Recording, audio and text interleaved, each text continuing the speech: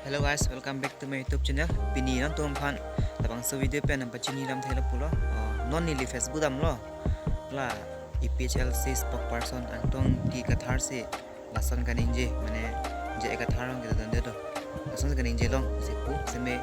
hok pet bangai la bangai antong di kathar ninje dong le lage kumane fake account kuri si mane EPHLC tamang bong kaca bohong ji BD lasan claim lasin manjok sembe lasan ma claim ne lasi ni di screen recording dia lasin tum bang so video bang ikha lasan ma gemel tak claim ne ang tong indikator labang so alam nili ki toklong le lasi kumat si katselama lapen kumat mat atum se Facebook WhatsApp anparta kaprek achatai long ketarma alang letum kapaprai ji aphan si ni de tuning rila ahok helam kapachan jarli nang ni iditum kemisen kalila kaching sai ang deng ange pali nang ni lo iditum karda jo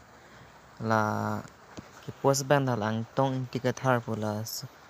lason thosi icon ka open no semela bange fake icon mang lo la thak bange real lo la bange aber bange fake lo kumane aning khano tumse lasoi kon kurilo mase ang tong ti si lasan garing je patina hano seme ang tum mang hudun non lage fake atumo IPHLC tum apan kapache bohong je bidi tum no la thaka bangga real lo lapang seme lata photo iswel hai seme la bangke la bang fake account lo se abang so video antum share tha se majok same samna claim nang ne jo ladak ki share bang ya jai kathar IAS retired pen nili chikak nang kokpo athi pipon ma polete alang le bidikang lim pen ki claim majok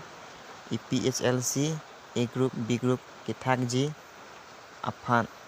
kabor I nili EPHLC aphan ki krai krai le pukali sita jai kathar pen ke do pache helu nang kokpo kardo jo asan se kita ase iltum mang huduna thai masbeta dake klang ang lo ase dake komane aning khaina tumsi lasan claim lo ase nang tum tawang so video tangsen apen ahok pulute antum share tha domi thangmi kardon